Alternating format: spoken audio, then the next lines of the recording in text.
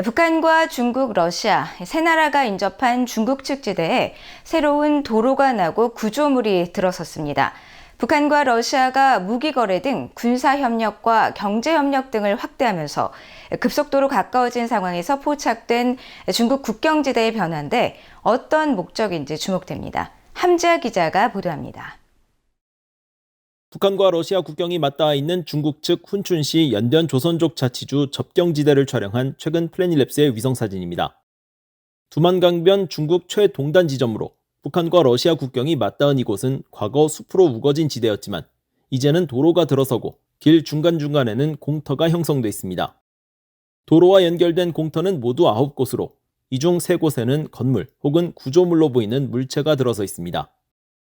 도로는 긴 타원형 모양으로 길이는 약 1.6km입니다.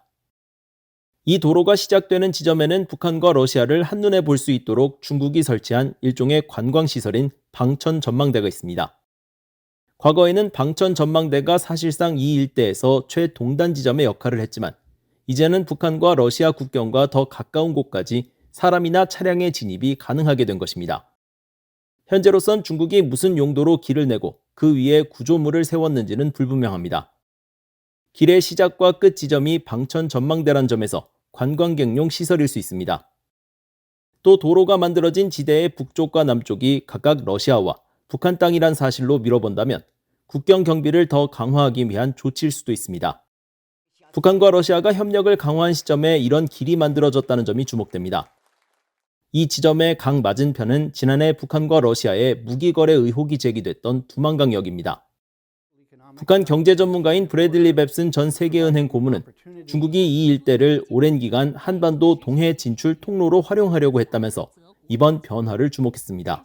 The Rangian area is all of a sudden reemerging as an interesting area where there's a motivation both by the Chinese and the Russians to find ways to get back to the port, and a number of different ideas that they're floating around, including one that was part of the agreement between Putin and Xi to open up a waterway for a mechanism so that ships from China could actually get out to the sea and open up the trade a bit better. 실제로 중국은 지난 2021년 두만강 한 지점에 선박이 정박할 수 있는 시설을 만들었습니다. 이번 변화가 관측된 곳에서는 불과 약 800m 떨어져 있어 이 둘 사이의 연관성에도 관심이 쏠립니다.